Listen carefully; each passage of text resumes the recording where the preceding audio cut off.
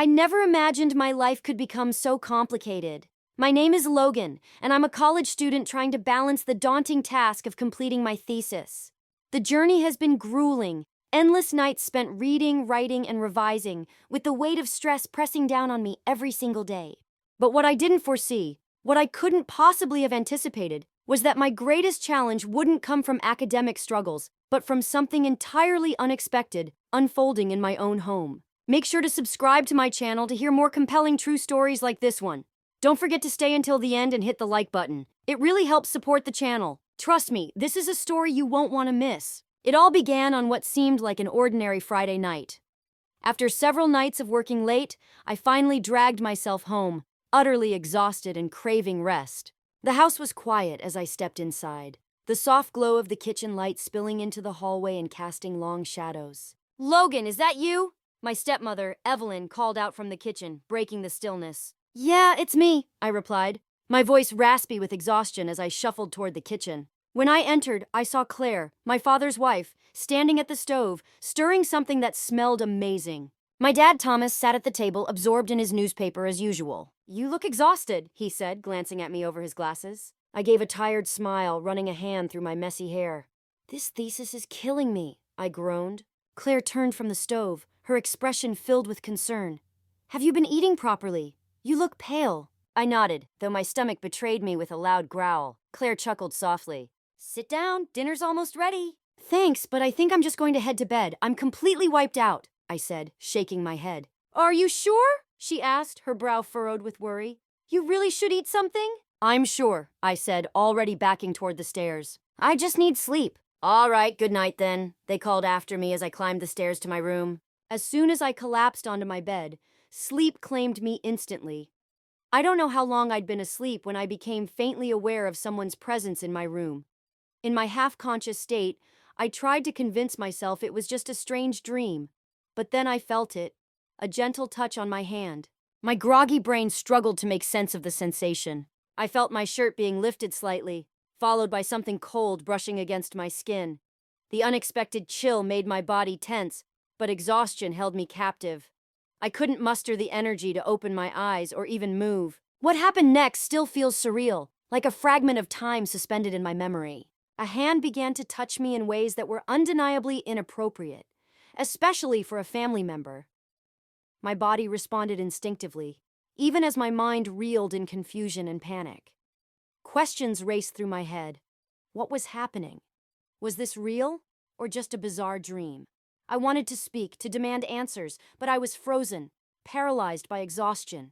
A part of me hoped it was nothing more than a vivid, unsettling nightmare, but the sensations were too real, too visceral to ignore. The touch grew more intimate with each passing moment. My heart pounded in my chest, and to my shame, my body reacted, betraying my inner turmoil. Just when I thought I couldn't endure another second, the touch stopped. I heard soft footsteps retreating, leaving behind an oppressive silence. My heart thundered in my ears, my thoughts a chaotic swirl. What had just happened? Who had been in my room? I wanted to get up and investigate, but my body refused to cooperate. Before I could make sense of anything, I sank back into a restless sleep. The next morning, the events of the previous night felt hazy, like a distant and disturbing dream. Had it truly happened, or was my overworked mind playing tricks on me? My stomach churned as I stumbled downstairs, still groggy and unsettled. The smell of fresh coffee and sizzling bacon guided me to the kitchen, where Claire stood at the stove, humming softly as she flipped pancakes. "Good morning, sleepyhead," she greeted me with a warm smile. "You must have really needed that rest. How are you feeling?" I stared at her for a moment, searching her face for any sign that something had changed, but she seemed completely normal. Her cheerful demeanor was at odds with the unease gnawing at me. "I'm fine," I said slowly, my voice cautious. "Where's Dad?" "Oh, he had an early meeting with a client," Claire replied, sliding a plate of food in front of me. "Eat up! You need your strength for all that studying." Her casual tone didn't ease my growing discomfort. Despite the warmth of the kitchen and her usual attentiveness, I couldn't shake the feeling that something was amiss. Claire bustled around the kitchen, chatting casually about her plans for the day, but her words barely registered. My mind was preoccupied, consumed by the events of the previous night. Had it really happened? And if it had, Was it Claire who had entered my room? I couldn't bring myself to ask. The idea of accusing my stepmother of something so inappropriate made my stomach churn.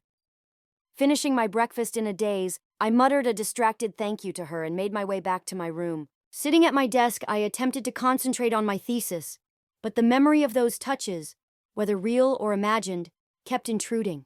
The following days passed in a fog, the demands of my academic work competing with the confusion that swirled inside me. Every time I saw Claire, I felt a mix of guilt, curiosity, and unease. Yet she acted completely normal, as if nothing had happened. It wasn't until the next Friday that things came to a breaking point. After getting out of class early, I rushed home to prepare for my thesis defense scheduled for the following day. Immersed in my work, I didn't hear Claire enter my room until she softly called my name. "Logan," she said gently, startling me. "Sorry, I didn't mean to scare you. I brought you some snacks. You've been working so hard." Turning to face her, my heart pounded in my chest. She stood there with a plate of cookies, smiling warmly as she always did. But something in her eyes seemed off. Or was I imagining it? "Thank you," I managed, my voice unsteady as I accepted the plate. Instead of leaving, Claire sat down on the edge of my bed. "How's the thesis coming along?" she asked, her tone kind. "It's going okay," I replied, struggling to maintain my composure. "I'm just really nervous about the defense tomorrow." Her expression softened with sympathy. "Oh, honey, you're going to do great! You've worked so hard." Before I could react, she moved closer, placing a hand on my shoulder. The touch sent a jolt through me, an unwelcome reminder of that night. I couldn't hold it in any longer. "Claire," I said, my voice trembling. "That night, was that you in my room?" The moment the words left my mouth, her smile vanished, replaced by shock and then guilt. Her expression told me everything I needed to know. "Logan," she whispered, her voice barely audible, "I don't know what to say." In that moment, I knew it hadn't been a dream. It was real. Claire had entered my room that night and crossed a line I never thought she would. "We need to talk," she finally said, breaking the tense silence. I nodded, my emotions swirling. Her eyes filled with unshed tears as she continued. "But not now. Your dad will be home soon and you need to focus on your thesis defense. Can we talk after that?" Part of me wanted to demand answers immediately, but she was right. I couldn't afford to let this derail me. My academic future was on the line. Reluctantly, I agreed. Okay. The next day arrived with a mix of anticipation and dread. On one hand, I was eager to present the research I had worked so hard on. On the other, the unresolved conversation loomed over me, gnawing at my focus. I barely touched the breakfast Claire prepared, my stomach twisting into knots as I tried to appear normal. Claire moved around the kitchen with forced cheerfulness, but I could see the strain in her eyes, the weight she was carrying. The thesis defense passed in a blur. I delivered my presentation, fielded questions from the committee, and defended my conclusions. Somehow, I managed to set aside my personal turmoil long enough to focus.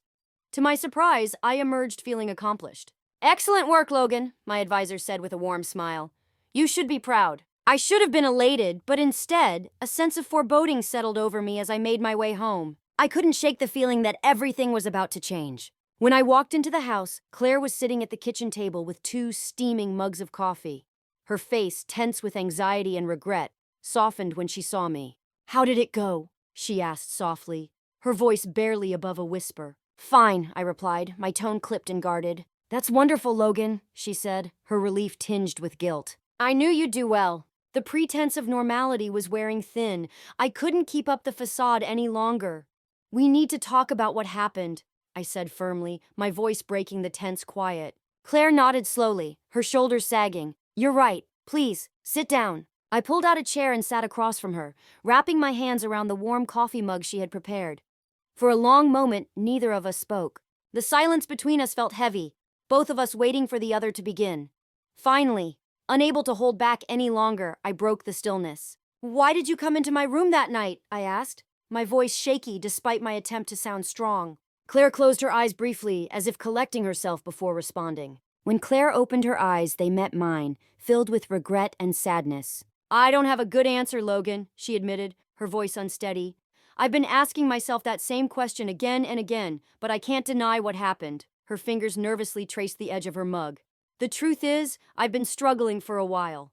Your father is a good man, but he's been so distant lately. Always working, always preoccupied. I've felt lonely, unappreciated, and desperate. That night, I drank too much wine, and my emotions were all over the place. I thought maybe we could talk, but when I came to your room, you were already asleep. And then, she paused, taking a shaky breath. I don't know what came over me. You looked so calm, so peaceful, and before I realized it, I was doing things I never should have done. I sat there, her words crashing over me in waves. Part of me wanted to lash out, to accuse her of betraying my trust. But another part of me saw the pain etched in her face, the remorse that seemed to consume her. It was a confusing mix of anger and sympathy. I'm so sorry, Logan, she whispered, tears streaming down her cheeks. What I did was unforgivable. I betrayed your trust. If you want me to leave, I will. I'll understand. The thought of her leaving, of our family fracturing, hit me hard. Despite everything that had happened, despite the swirling confusion and pain, I realized I didn't want her to go. I began, my voice shaky. I don't know how to move forward. How can I trust you after all this? Claire looked at me, her face a blend of hope and fear. I don't know either, she admitted softly. But I want to try, Logan. If you're willing, I'll do whatever it takes to make things right. We spent hours talking, sorting through our emotions and opening up in ways we hadn't before. Claire shared how her marriage had left her feeling neglected and isolated, while I confessed my confusion and the complicated emotions her actions had stirred. As we spoke, I began to see her not just as my stepmother, but as a person grappling with her own struggles, not to excuse what had happened, but to understand it better. What do we tell Dad? I asked as the conversation wound down. Claire sighed heavily, her expression shadowed with sorrow. I don't know. Part of me thinks he deserves to know the truth, but another part is terrified of what it could mean for our family. I nodded slowly, feeling the weight of the decision pressing down on us. The secret between us had become a burden, and I understood her hesitation. Maybe, I suggested cautiously, we don't need to tell him everything, but you should talk to him about the bigger issues, about feeling neglected and the distance between you two. That might be enough. Claire's eyes filled with cautious hope. You think that could help? I don't know, I said honestly, but it might. At the very least, it could prevent something like this from happening again. We agreed to take things one day at a time. Claire would work on improving communication with my father, and I would focus on finishing my college work. We promised to be more open with each other, to talk through our feelings and any issues that arose. As Claire stood up to prepare dinner, she paused, looking at me with a mix of gratitude and lingering guilt. Thank you for listening, Logan, she said quietly. I don't hate you, I replied truthfully. I'm still trying to process everything, but I don't hate you. She nodded, a faint smile crossing her face before she turned back to the stove. That night, as I lay in bed, our conversation replayed in my mind. I felt an odd sense of relief at having cleared the air, mixed with lingering confusion over my own emotions. I couldn't shake the guilt I felt for agreeing to keep part of what had happened a secret. The following weeks were marked by an uneasy tension. Claire and I were hyper-aware of each other, maintaining a careful distance as we navigated our routines. I buried myself in schoolwork, while Claire made a visible effort to reconnect with my father. But the weight of our shared secret hung over us. One afternoon, I came home earlier than usual to find Claire alone in the house. She was curled up on the couch with a book, looking startled when I walked in. I didn't expect you home so soon, she said, surprise evident in her voice. My professor canceled class, I explained, lingering awkwardly in the doorway. Where's Dad? Working late again, she replied, her voice edged with frustration. I could see the weariness in her expression, the sadness of someone feeling deeply neglected. Without thinking, I sat down beside her on the couch. Are things not going well? I asked gently, hoping to offer some comfort. Claire gave me a small, sad smile. I'm trying, Logan. I really am. But sometimes I wonder if it's enough, if we've gone too far. Despite everything, I felt a pang of sympathy for her. She was genuinely trying to repair her relationship, but it was clear she felt like she was fighting an uphill battle. I'm sorry, I said softly, reaching out to place my hand on hers. The moment our hands touched, a spark of electricity passed between us, startling me. The intensity of it was frightening, and Claire must have felt it too, because she quickly pulled her hand away. I should start dinner, she said abruptly, her voice trembling as she hurried to the kitchen. I sat frozen, my heart racing. What had just happened? Why had I reacted so strongly to something as simple as a touch? Retreating to my room, I found my thoughts in turmoil. I had believed we were moving past everything, that we could leave that night behind us. But it was clear unresolved feelings were still bubbling beneath the surface. That night, I lay awake for hours, grappling with my conscience. I knew my feelings were wrong. Claire was my stepmother, my father's wife. But I couldn't deny the pull I felt toward her, the way her presence affected me. My thoughts drifted to my father, blissfully unaware of the storm brewing right under his roof. I thought about Claire, stuck in a marriage that seemed to be crumbling, and I thought about myself, trapped in the middle of it all, lost and unprepared. As the first light of dawn crept through the window, I made a decision. I couldn't keep living this way, constantly tiptoeing around in my own home. I needed to step away, to give myself the space to think clearly. I began packing a bag, convinced that some time away might help me process everything. I could stay with a friend and focus on finishing my last few classes without the weight of everything hanging over me. As I zipped up my backpack, I heard faint sounds in the hallway. Claire was awake, likely starting her morning routine. Taking a deep breath, I prepared myself for the difficult conversation ahead. I needed to tell her I was leaving, and I had to explain why. It wouldn't be easy, but it was something I couldn't avoid. With a final glance around my room, I opened the door, bracing for what was to come. Little did I realize the hardest part of this ordeal was still ahead. As I stepped into the hallway, my backpack slung over my shoulder, I nearly bumped into Claire. She was heading to the kitchen, still wrapped in her robe, her hair slightly disheveled from sleep. When she saw me, her eyes widened, flicking to my bag and then back to my face. "Logan," she said, her voice tight with concern. "What's going on?" I inhaled deeply, steadying myself for the conversation.